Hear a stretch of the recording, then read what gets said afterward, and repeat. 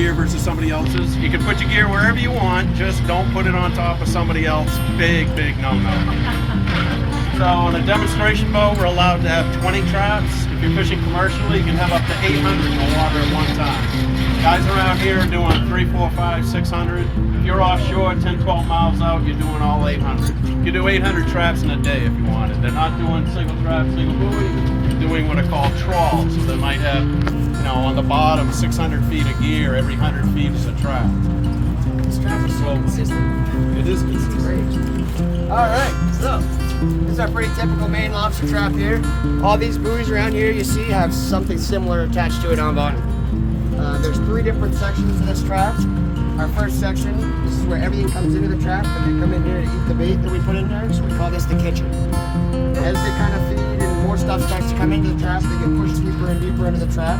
Our next section here is the parlor, and the last section we have is the living room. It's called the living room, which is kind of where everything ends up. We've got a vent on either side. Those vents allow for the smaller stuff to get out. It's pretty safe to say if it fits through that vent, then we're not going to keep it anyways. We've got one more vent up top. That's an emergency vent, so if we ever lose the trap on bottom, which does happen occasionally, these springs will rust out and that vent swings open, so anything that's too big to fit out of these vents can fall out of the top so they don't die in the trap.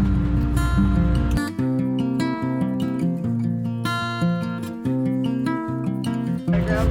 Yep, that's going to be a male, so flip them upside down. Perfect. Okay. Now you grab this in that hand. You're going to put this part right on his eye. Wow, look at that. Another one too close. So, if you notice, this one here,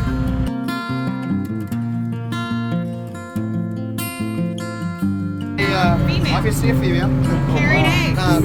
This one is most likely her first clutch of eggs. As you can see a difference in the picture you saw, there's way more eggs. Oftentimes with their first clutch, it's not, you know, as strong of a clutch. But she doesn't have the notch I was talking about, so we get to notch her. Oh yeah. Kind of watch how I do that. Just like that. That's all it is. And that will stick.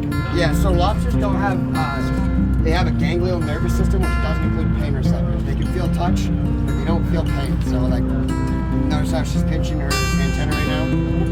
She doesn't feel, I've also seen lobsters pull their own claws off, so. But yeah, now she's got her little notch. Now we're gonna give her one more thing before she goes. So how long, like at some point, will she shed her shell and then the notch is gone? No. So it'll take 5 or 6 sheds for her. It'll take years for it to grow out completely. Oh, she gets a treat. What's she doing? It's gonna. Yeah, so she'll take that down in the rocks. She'll take that right. I'll get you out of the.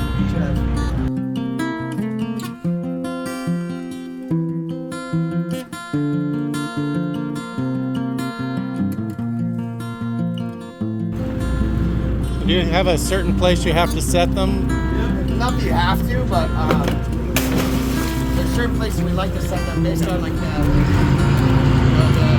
geography of the bottom and whatnot. I imagine people are kind of protective of the good spots, or. Oh yeah, it definitely gets a little territorial. Yeah.